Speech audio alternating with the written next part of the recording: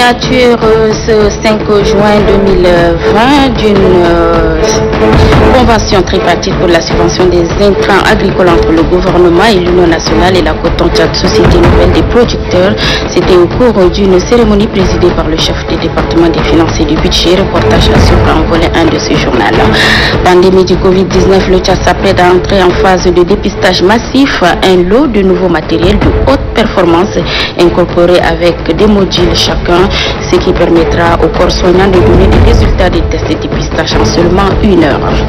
Et puis à N'Djamena, comme dans plusieurs grandes villes du pays, les vendeurs ambulants sont présents sur les différentes artères avec divers articles et qui obstruent un peu cette activité donc à laquelle se livrent les jeunes, a connu une rude épreuve avec l'arrivée du coronavirus.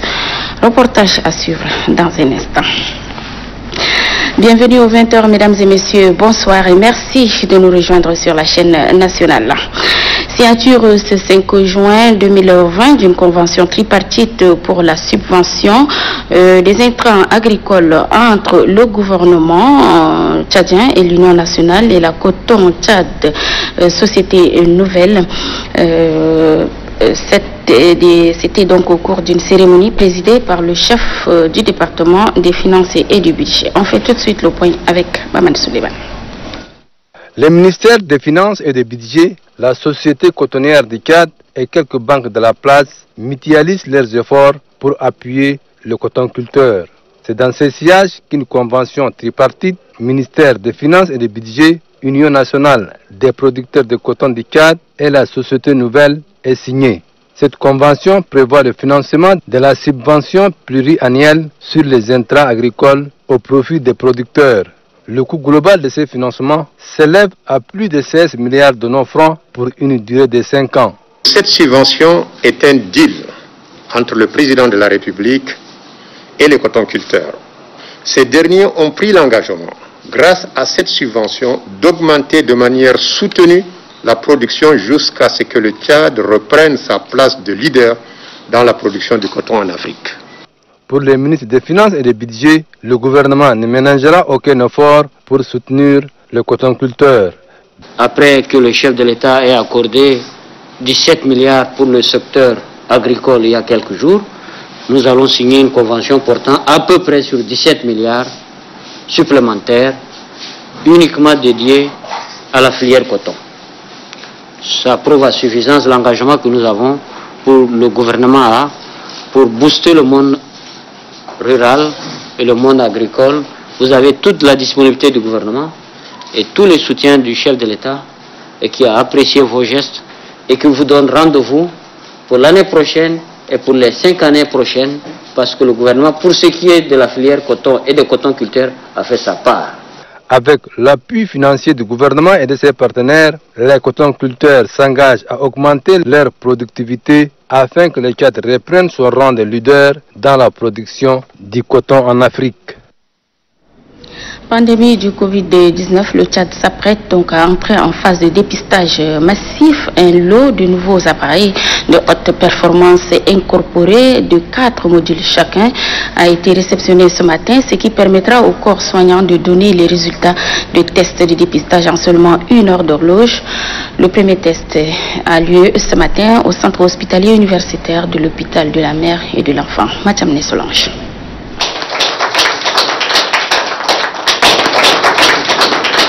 Un coup de projecteur sur l'accès aux tests de mesure de la charge virale au Tchad. Ces appareils de première génération permettront d'effectuer les analyses essentielles dans le suivi de l'efficacité des traitements pour les patients porteurs du VIH. Cette mesure est l'une des conditions nécessaires pour atteindre le 3e 90 de l'objectif mondial fixé par l'ONU-SIDA du 90-90-90 à l'horizon 2020, avec 90% de personnes sous traitement ARV ayant une charge virale indétectable. L'examen de la charge virale, qui est très important pour le suivi immunovirologique des patients infectés par le VIH. Dans cette démarche sanitaire stratégique, le consortium des partenaires rassure l'institution en charge du suivi des patients de son appui. Avec toutes les machines que nous avons acquises et avec les réactifs que nous avons à travers tout le pays, nous pensons que la charge virale ne sera plus une vue d'esprit pour les patients vivant avec le VIH au niveau du Tchad. L'accès à ces tests constitue un défi majeur. Le ministre de la Santé publique appelle à une synergie d'action dans toutes les structures sanitaires. Pour lui, chaque patient présent doit être soumis à un test. J'exhorte tous les prestataires, médecins, infirmiers, sages-femmes, responsables de la prise en charge des patients VIH, de demander systématiquement la charge virale aux malades suivis dans leurs structures respectives. Ces appareils d'analyse sont disponibles à l'hôpital de la mère et de l'enfant, à l'hôpital militaire et au laboratoire national. Sur les 32 appareils Genesperc, de 4 modules commandés, 16 sont disponibles et 8 autres sont attendus d'ici peu pour permettre de couvrir toutes les délégations sanitaires provinciales. Voilà, c'était plutôt là des appareils de test de VIH-Sida et de la tuberculose. Vous n'êtes pas sans ignorer que le virus de la Covid-19 circule progressivement dans nos provinces. Déjà, plus de 10 provinces sont touchées et le nombre des cas prend de l'ampleur. Comment expliquer cette propagation inquiétante dans le Tchad profond? Je vous laisse suivre ce commentaire signé Adoumbaye Hortense.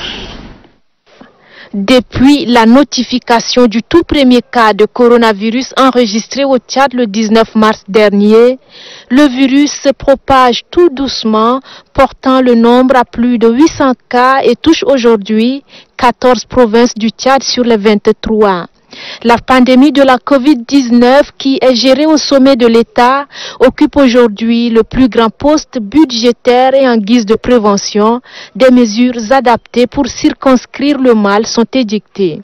Même si le taux de guérison lié à la maladie est estimé pour l'heure à plus de 76%, annonçant une lueur d'accalmie à N'Djamena, le respect de ces mesures n'est malheureusement pas strictement observé, mettant ainsi à rude épreuve les efforts énormes consentis par le gouvernement et ses partenaires. Cette attitude ouvre la voie à la circulation rapide du virus dans les provinces. Dans le Tchad profond, où les plateaux techniques dans les hôpitaux sont peu adéquats et moins performants, l'on peut s'attendre à des conséquences plus désastreuses si jamais l'on ne prend garde. C'est à dessein que l'organisation des funérailles et de toute autre activité favorisant le regroupement de plusieurs personnes et leurs mouvements à l'intérieur du pays sont formellement interdits. Ces mesures restrictives sont malheureusement foulées aux pieds, exposant ainsi la vie de tout un peuple. Les forces de défense et de sécurité postées à l'entrée et à la sortie de chaque ville doivent redoubler de vigilance pour traquer les personnes inciviques qui passent outre, échappant au contrôle. Les voyages clandestins sont devenus un phénomène récurrent et constituent le plus grand facteur de propagation du virus. Dans certaines provinces comme le Guéra, les deux Logones et le Kanem, la sonnette d'alarme est tirée. Le nombre de cas va croissant. La situation sanitaire liée à la maladie à coronavirus dans ces parties du pays devient inquiétante. Un potentiel danger qui guette la population.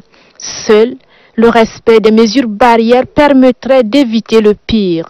Pour amener la masse populaire des provinces à s'approprier ces mesures en vue de freiner la chaîne de propagation de la maladie, la sensibilisation doit être de mise. Les différents sous-comités de gestion de crise sanitaire doivent concentrer leurs actions dans les provinces. Une lutte collective qui nécessite l'apport des autorités administratives, religieuses traditionnelles, les organisations de la société civile, militaires et les médias. Il est question de parler de la maladie, d'expliquer la nécessité du respect des gestes barrières aux populations des campagnes qui sont à majorité illettrées.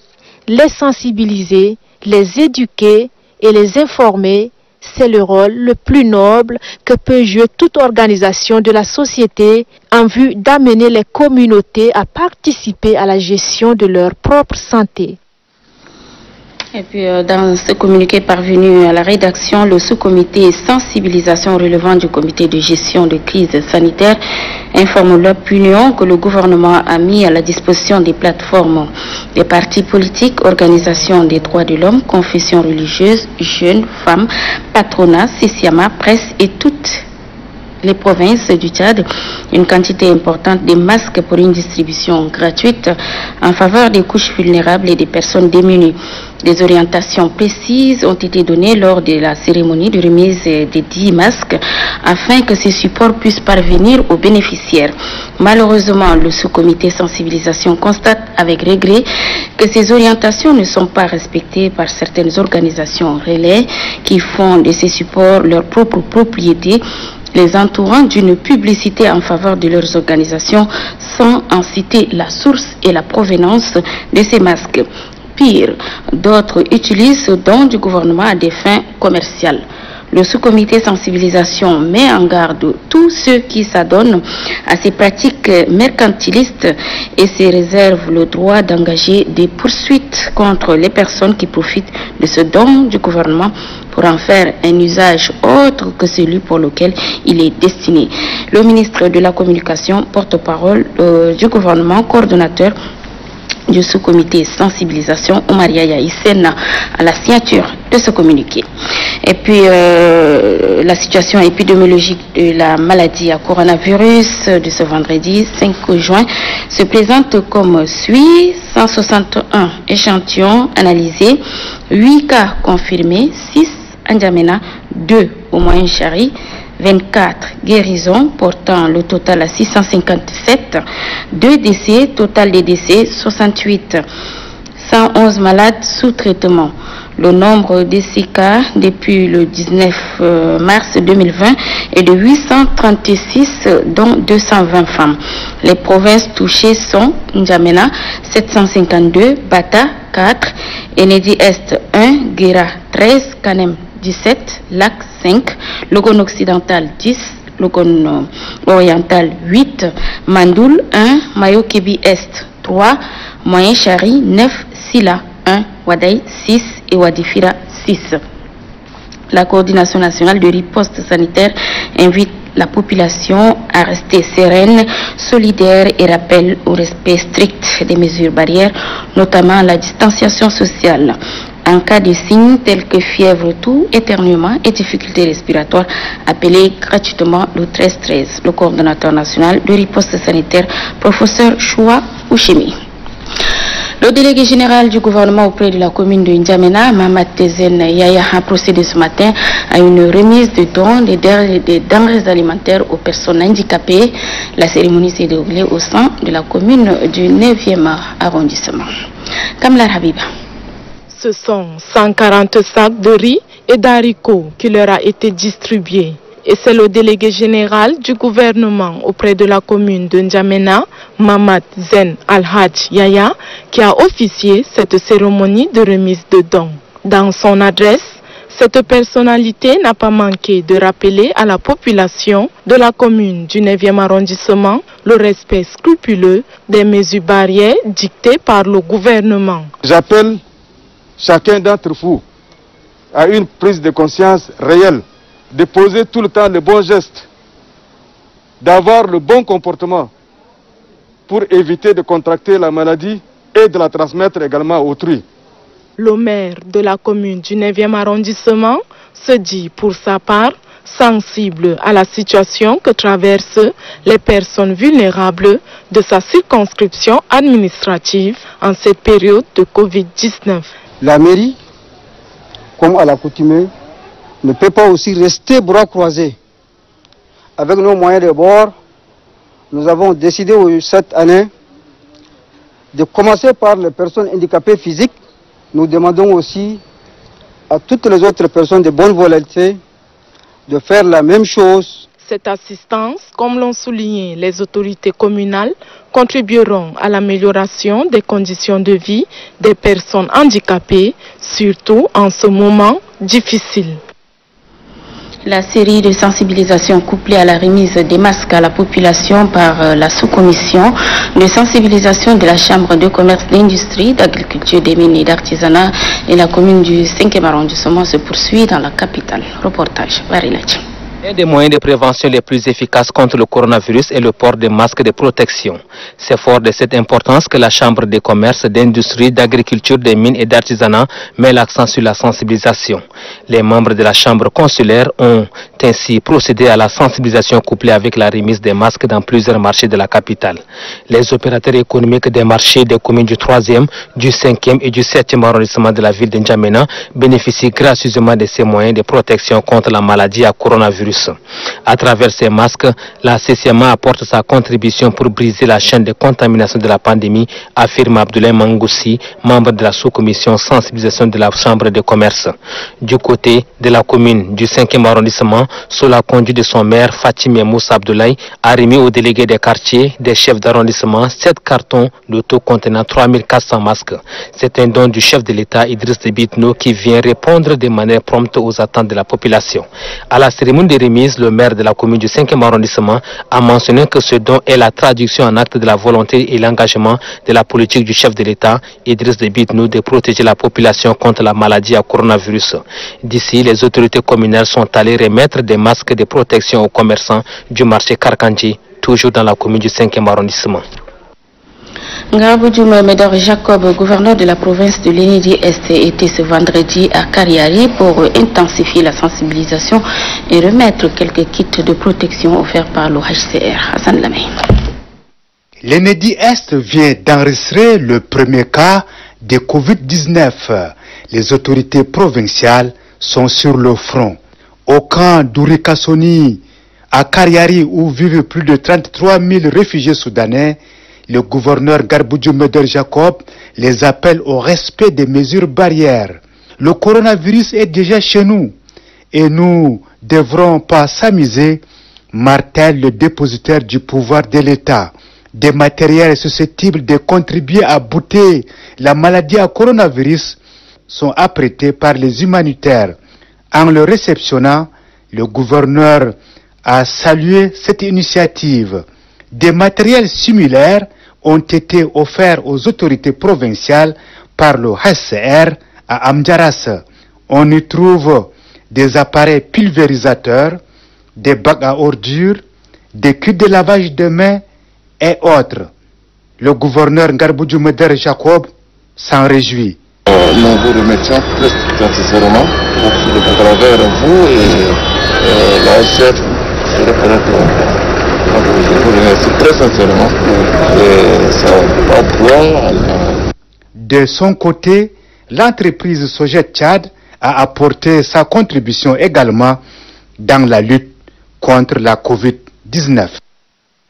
Un autre volet de l'actualité dans la province du Bata, les autorités locales et le corps enseignant s'activent pour la reprise des cours prévus ce 25 juin 2020. Les dispositions à prendre pour la réussite de la rentrée des classes a fait l'objet d'une rencontre de travail entre donc le préfet du département du Bata Ouest et les responsables de l'éducation. Mamater Djibril Alhour.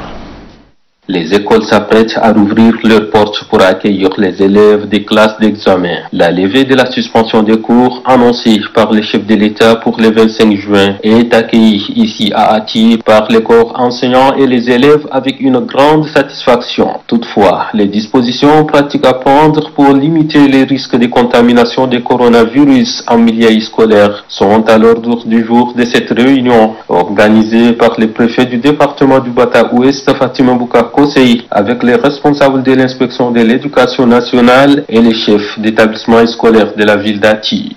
Afin de rendre effective cette reprise des cours, nous, parents d'élèves et autorités, devions conjuguer, harmoniser nos efforts afin d'éviter le pire à nos enfants. Votre rôle dans la lutte sera grand. Votre apport dans la sensibilisation de nos enfants sera capital. L'inspecteur départemental de l'éducation nationale du Bata Ouest, Yahoub Ibrahim, dit que son service est prêt à reprendre avec les activités. Toutefois, il demande aux techniciens d'évaluer les besoins relatifs à la lutte contre Covid-19 afin de les soumettre aux autorités compétentes.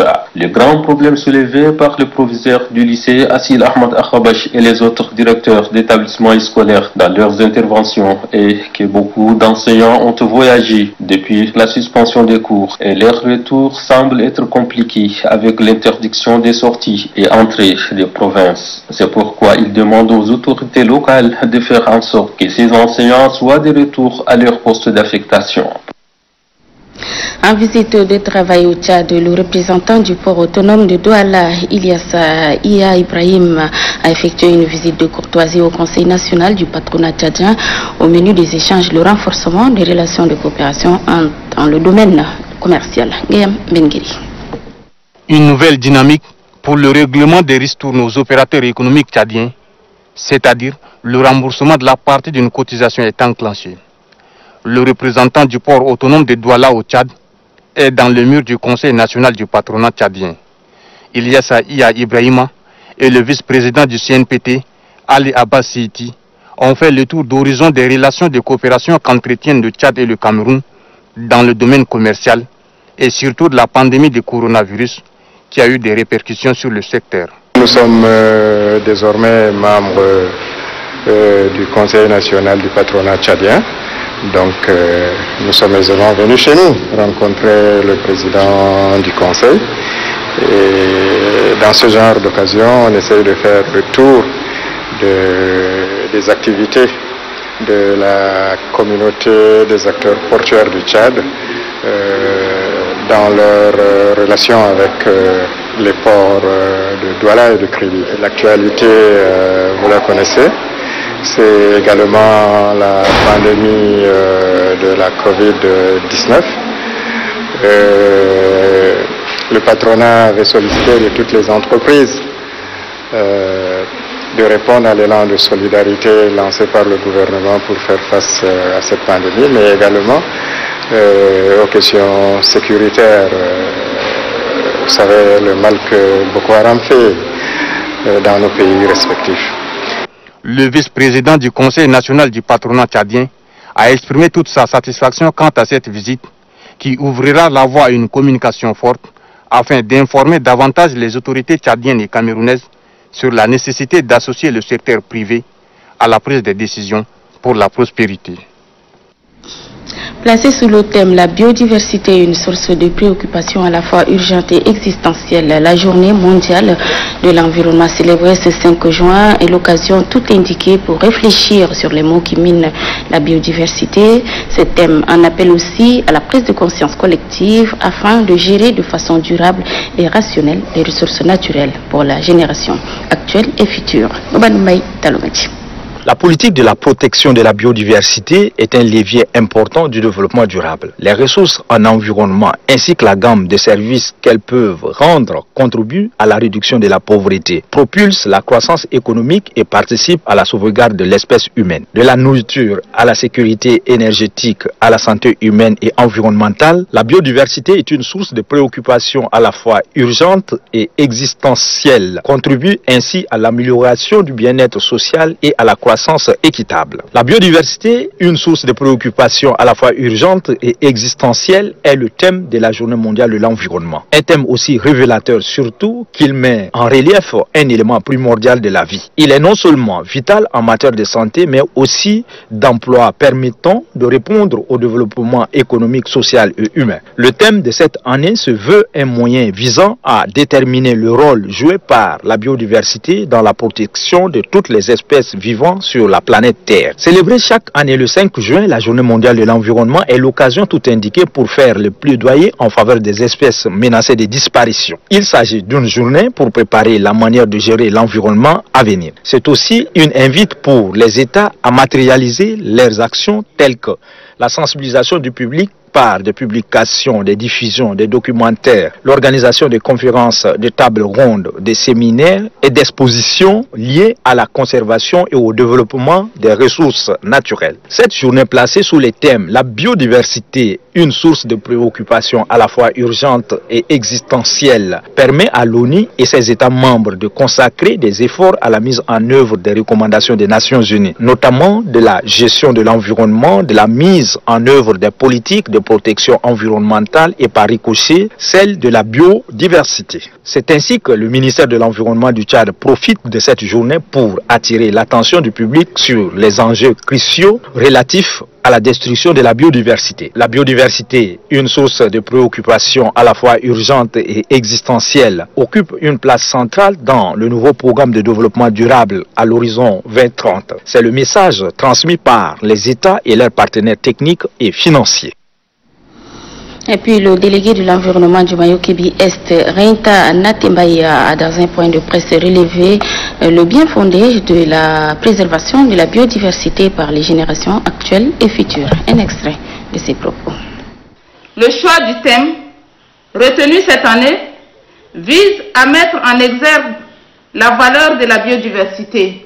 J'invite la population du Mayo-Kébi Est à lancer des actions en vue d'un changement de comportement à tous les niveaux pour préserver la diversité biologique afin que ce potentiel puisse être durablement utilisé car sa responsabilité est l'affaire de tous. J'attire une fois de plus l'attention de la population à tous les niveaux depuis le début de la chaîne de production jusqu'à l'assiette du consommateur.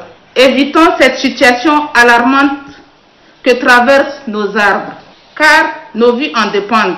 Préserver notre environnement et vulgariser des bonnes pratiques afin de permettre aux générations futures de jouir de nos acquis et garantir leur avenir. J'interpelle tous les phénomènes de coupe de bois, de sa carbonisation dans notre province est devenu très préoccupant. L'année 2020 est une année sous le signe de l'urgence, de l'ambition et de l'action pour faire face à la crise à laquelle la nature est confrontée. C'est aussi l'occasion d'intégrer pleinement les solutions fondées sur la nature dans l'action mondiale pour le climat. Préservons notre environnement, vulgariser les bonnes pratiques afin de permettre aux générations futures de jouir de nos acquis et garantir leur avenir. Le bilan des activités de l'ONAPE au centre d'un point de presse de son directeur général, Sadik Ibrahim Diko, informe que bientôt les jeunes qui ont déposé leur projet au sein de l'institution bénéficieront du financement. Un extrait. L'Office national pour la promotion de l'emploi est un établissement public à caractère administratif doté d'une personnalité morale et d'une autonomie de gestion. Il est créé par le décret numéro 471 /PR /MFTPT /92 du 19e mois 92 et est placé sous tutelle du ministère de la fonction publique, du travail et du dialogue social. L'ONAPE a pour mission principale la matérialisation de la politique du gouvernement en matière de l'emploi. L'ONAPE a développé plusieurs programmes pour apporter une réponse à la problématique de l'emploi des jeunes. Il s'agit de programme d'appui aux diplômés sans expérience. Le PAD est un programme qui consiste à donner une opportunité d'emploi aux jeunes diplômés à travers des stages pré-emploi dans les entreprises privées et publiques. Le programme auto-emploi consiste à installer les jeunes promoteurs à leur propre compte en finançant leurs projets à taux zéro. Il s'agit de créer une opportunité pour la jeunesse tchadienne à entreprendre. L'entrepreneuriat étant le moyen le plus sûr pour assurer le développement et l'épanouissement de la jeunesse de notre pays. Le programme Crédit agricole. C'est un programme conçu pour financer spécifiquement le développement du monde rural, incluant tous ceux qui produisent et exploitant les matières premières agricoles. Il permet de créer de l'emploi aux jeunes et de favoriser l'autosuffisance alimentaire. À Moussoro, chef-lieu de la province du Baral-Ghazal, le gouverneur Ramadan Erdebou a procédé au lancement de la campagne agricole 2020-2021. 235 hectares sont à disposition des producteurs. Ahmad Ali Daladou. Une semaine après le lancement officiel de la campagne agricole 2020-2021 par le ministre en charge de l'agriculture, le gouverneur de la province du Baral-Ghazal, Ramadan Erdebou Dougourou, a lancé la campagne agricole dans le Baral-Ghazal, précisément à Chabaka, une localité située à environ 8 km de Moussoro. Après avoir défini la mission de son institution, le chef d'antenne de l'ANADER Agence nationale d'appui au développement rural du centre-ouest Issa Mamad Saleh, précise que pour cette campagne agricole, 3102 kg de semences certifiées toutes catégories pour emblaver 235 hectares sont mis à la disposition des producteurs. Issa Mamad Saleh a souhaité que la campagne agricole 2020-2021 soit satisfaisante pour toutes les productions. Pour le délégué provincial de l'agriculture de Bahr El Ghazal, l'Oxy Deremi Gabour, l'agriculture est la mamelle du pays et invite tout Tchadien à se mettre au travail pour fin zéro horizon 2030, conformément aux visions du chef de l'État. Dans son discours de lancement, le gouverneur de la province du Bahr El Ghazal, Ramadan Erdebou Dougourou, a souligné que le Bahr El Ghazal est situé dans la zone sahélo-saharienne, mais dispose de grandes potentialités agricoles. C'est pourquoi Ramadan Erdebou Dougourou a appelé au sens de responsabilité des producteurs bénéficiaires des équipements agricoles de s'investir dans les activités agricoles. L'agriculture reste la base du développement de l'économie nationale. C'est pourquoi le président de la République, Idriss Déby Itno, n'a cessé de rappeler l'importance de l'agriculture, a ajouté le gouverneur. Les autorités locales ont remis des semences certifiées de la première génération et deuxième génération aux producteurs.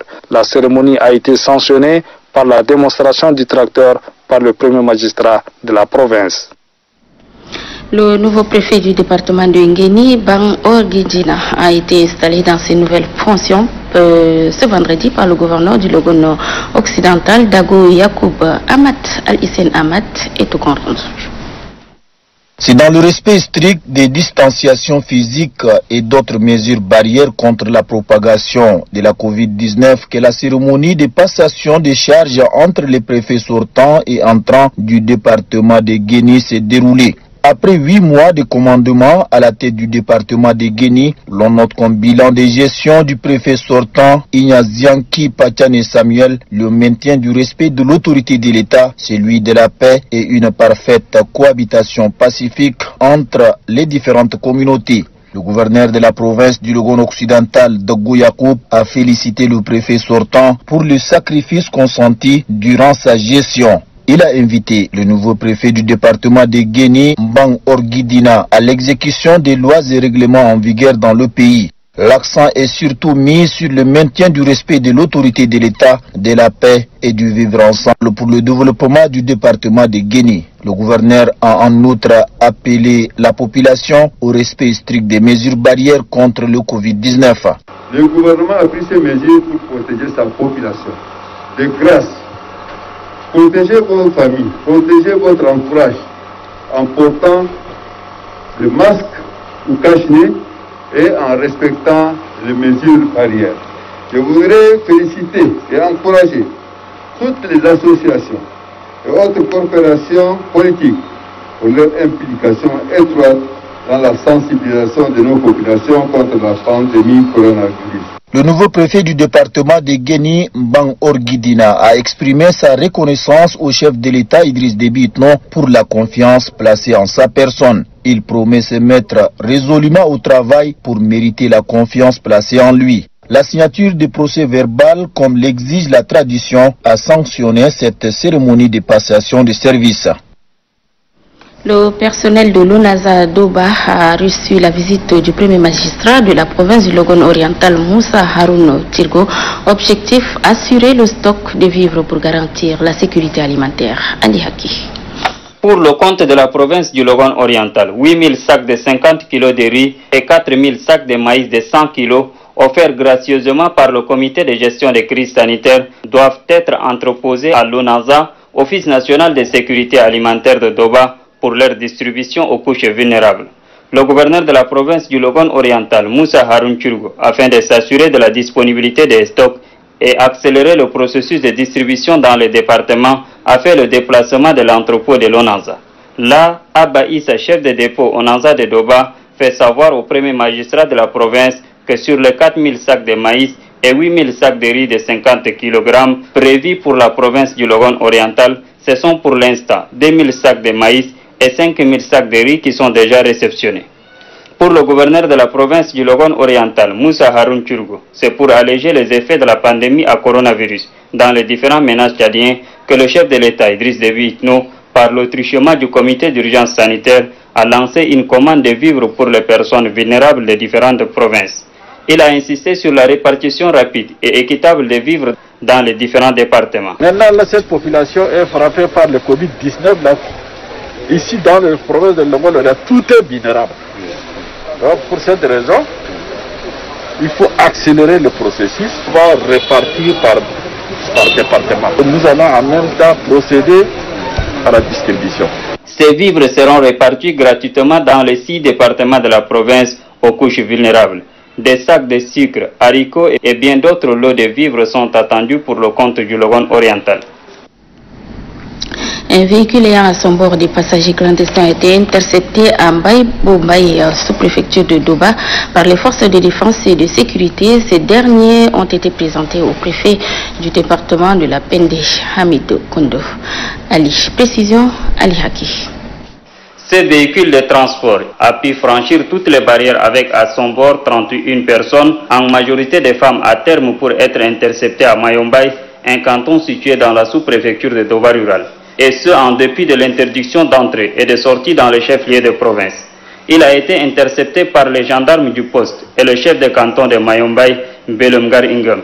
Le préfet du département de la Pende, Hamid Kondou Ali, et le sous-préfet de Doba rural, Rapmon Kouliboun, ont fait le déplacement de Mayombaye avec les agents sanitaires pour le premier test sanitaire.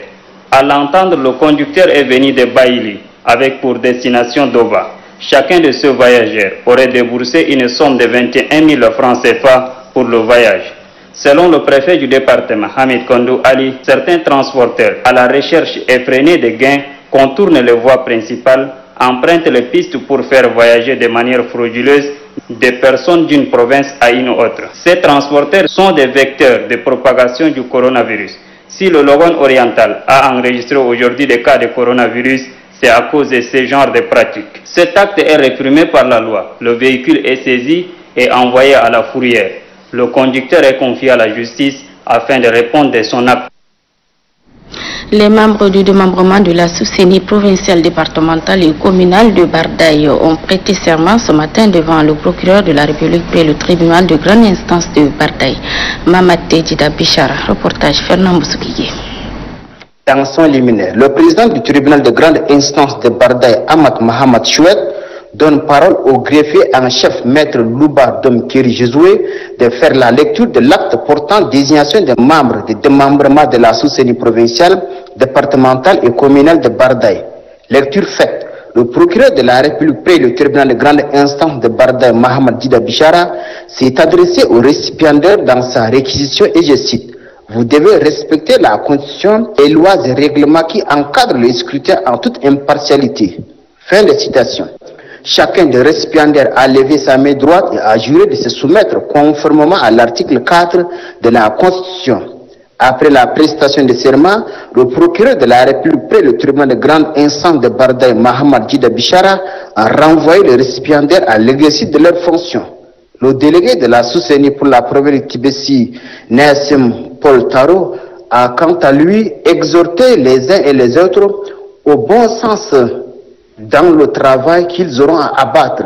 À noter que toutes les autorités administratives, civiles et militaires de la place ont honoré de leur présence à cette cérémonie.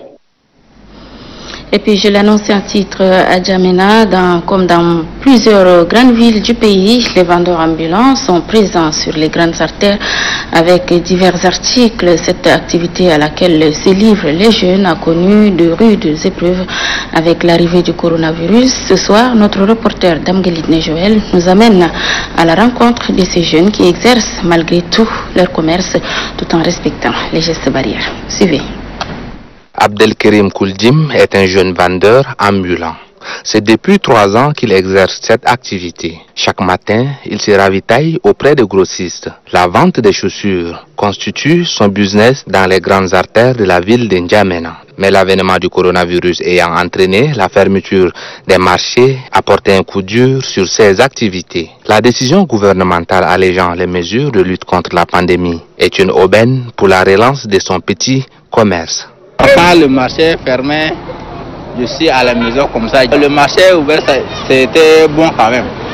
Le marché c'était bon, mais tout le monde doit porter le cache-nez. Comme Abdelkerim, bien d'autres jeunes exerçant dans ce domaine évoquent les difficultés auxquelles ils ont eu à faire face. Conscients de la gravité de cette pandémie, ils font du respect des mesures barrières, notamment le port des masques, leur préoccupation. Sinon, quand le marché était fermé, j'ai trop souffert même. C'est à la maison, mes économies que j'ai préparées, j'ai tout même bouffé. Donc, je n'arrive même pas à refaire le commerce.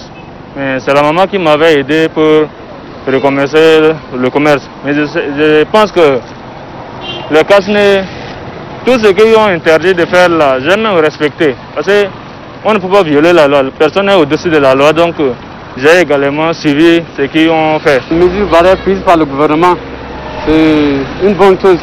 Parce que si le gouvernement n'a pas assumé ces responsabilités-là, nous n'allons pas être comme ça. Et c'est grâce à sa responsabilité que nous les autres, on est restés. Moi, le business là, ça m'a vraiment aidé parce que je sors ça là. Je vais trouver 500 000 francs pour payer de quoi manger. Donc le business là, ça m'a vraiment avantagé. Le souhait de ces jeunes est l'éradication de la Covid-19 afin qu'ils exercent normalement leurs activités génératrices de revenus. Ainsi donc, le seul sacrifice à consentir pour relever ces défis reste et demeure le respect strict des mesures barrières édictées par le gouvernement. Lutte contre Covid-19, toujours le MPS et l'URD de la province du Bahr-el-Ghazal unissent leurs forces pour une lutte commune. À cet effet, les deux formations politiques ont remis des masques et quelques savons aux éleveurs du marché de bétail de la ville. Reportage. Union pour le renouveau et la démocratie, URD, et Mouvement patriotique du salut, MPS, conjuguent leurs efforts pour sensibiliser la population du Bahr-el-Ghazal. Au marché du bétail de Moussoro, les responsables provinciaux de ces deux formations politiques vulgarisent le message de lutte contre la pandémie du Covid-19. À cette retrouvaille, on note la présence du secrétaire général de la province du Bahr-el-Ghazal, Djibril Suleiman Nouren, et aussi des autorités départementales et communales. À cette occasion, le représentant de l'URD, Zeni Hamed, et celui du MPS, Mamad Amin Abdrasoul, ont mis un accent particulier sur les mesures sanitaires recommandées par le gouvernement, notamment le lavage des mains, le port de cache-nez et l'observation de la distanciation physique d'1 mètre entre les personnes. C'est pourquoi ils ont remis des cache-nez et des savons aux représentants du délégué du marché du bétail. Compte tenu de la gravité de la pandémie, il est de notre devoir de s'unir avec les autres partis implantés dans la province, de mener des actions communes pour une large sensibilisation, précise Mamad Amin Abdrasoul, secrétaire général provincial du MPS du Bahr-el-Ghazal. Pour le secrétaire général provincial de l'URD de Bahr-el-Ghazal, Zeni Hamid, la pandémie du Covid-19 continue de nous ravager. C'est pourquoi nous mettons ensemble nos efforts avec le parti de la majorité pour faire face à cette pandémie. Ayons l'esprit de civisme et de responsabilité pour observer les mesures barrières qui demeurent à ce jour le seul moyen pour ralentir la propagation du coronavirus. Et puis les entreprises de la capitale, en l'occurrence le groupe Almana Global et la société Vitre Claire, poursuivent leur mobilisation aux côtés des pouvoirs publics pour lutter contre cette pandémie. Ce matin, le groupe Almana a désinfecté les locaux de la société et la société Vitre Claire donc se sont rendus à Koundoul, à la sortie sud du pays, pour le même motif. La mouture est signée Omar Ibrahim. Dans la lutte contre le coronavirus, le groupe Al-Nara Global s'oriente vers l'assainissement des lieux de culte. En cette matinée du vendredi, l'équipe de la société a mené une opération de désinfection à la mosquée Roi Faisal. Munis de leurs désinfecteurs et atomiseurs, les agents de cette entreprise pulvérisent tout sur leur passage. L'objectif est à contribuer à la prévention contre la Covid-19. Ce geste est apprécié à sa juste valeur par les responsables de la grande mosquée. Après la mosquée Roi Faisal, l'équipe du groupe Al-Nara Global s'est ensuite rendue à la cathédrale. C'est le même exercice qui a été fait dans ces lieux de culte. Selon le directeur général du groupe Al-Nara Global, Adam Sinoussi Ali Hagar, cette opération se poursuivra dans les autres lieux de culte. À Koundoul, la société Vitre Claire en collaboration avec les autorités communales, ont organisé une opération de désinfection des édifices publics. Objectif, prévenir contre toute contamination. Le maire de la commune de Koundoul, Ali Dayang, a exprimé sa satisfaction quant au choix porté sur sa cité. Le sous-préfet de Koundoul, Mohamed Brahim Adam, remercie les plus hautes autorités pour avoir mis en place un comité de gestion des crises sanitaires. Le directeur commercial de la société Vitry Clair, Omar Abacha, quant à lui, précise que cette initiative traduit l'engagement du soutien indéfectible du gouvernement dans sa lutte contre le coronavirus. L'association des jeunes leaders d'Arbadja, Zakouma, a fait également un don de masques à Mtiman. Ils ont également procédé à une séance de sensibilisation. On fait le point avec Kadadoum Ndonoudi Agé. En ce temps où le Covid-19 fait parler encore de lui, l'union sacrée s'avère très nécessaire. C'est pourquoi l'association des jeunes leaders du Salamat d'Arbadja Zakouma, debout comme un seul homme, mène des actions variées afin de casser sa chaîne de contamination. Les dockers d'Amtimon sont les premiers concernés par la distribution des masques appelés communément cache-nez. Ensuite, les mêmes actions sont posées en faveur des populations des villages Amdjalat, Gourmoudaï et Mina. Face à ces tranches de population, les membres de l'association des jeunes leaders du Salamat d'Arbadja Zakouma ont largement montré la dangerosité du coronavirus avant de mettre l'accent sur les mesures barrières.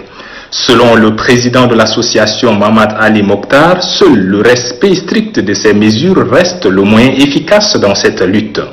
À cet effet, il a convié ses interlocuteurs à relayer la sensibilisation. Dans la même veine, le secrétaire général de la dite association, Saleh Bar, a dit que le Covid-19 n'est pas un mythe, mais une réalité. Même si le Salamat n'est pas jusque-là touché, la vigilance doit toujours être de mise et chacun est interpellé, conclut-il. Les bénéficiaires ont laissé parler leur cœur devant ce talent de patriotisme. Notons que 1000 masques sont distribués au cours de cette opération. À Gosbeida, la Ligue provinciale de football de Silla a fait un don de 500 masques aux dirigeants des clubs et aux jeunes. Un geste qui entre toujours dans le cadre de la lutte contre la Covid-19. Ben Arabi. Nommé par décret 0686 du 20 avril 2020, Djébegoto Célestin est officiellement installé à Gosbeida au cours d'une cérémonie restreinte en raison de la menace due au coronavirus. Occasion tout indiquée pour le délégué à l'enseignement et à la jeunesse Bichara Samah Issa, qui a géré les affaires courantes dans le cadre de la fusion de certaines délégations de dresser le bilan des activités menées. Selon le délégué à l'enseignement et à la jeunesse, il y a un besoin réel en personnel. C'est pourquoi il invite le nouveau délégué à plaider auprès de son ministère pour que la délégation soit renforcée en personnel. La jeunesse joue un rôle important dans le développement socio-économique du pays. Pour ce faire, le préfet de Kimiti, Adam Hassan Fouda, demande au nouveau délégué provincial du ministère de la promotion des jeunes, des sports et de l'emploi de Silla à vulgariser l'idéologie du chef de l'État et encourager les jeunes à oser davantage. Djébegoto Célestin reconnaît l'extrême délicatesse de sa mission. Cependant, il affirme compter sur l'apport des collaborateurs et surtout des jeunes afin de conduire à bon port la délégation du ministère de la promotion des jeunes, des sports et de l'emploi de Silla. Voilà, et c'est la fin de cette édition. Au nom des équipes techniques et rédactionnelles, je vous remercie de l'avoir suivi. Prenez soin de vous, respectez les gestes barrières pour vous protéger et protéger vos proches contre la Covid-19. Très bonne suite des programmes sur Téléchat. Bonsoir et à très bientôt.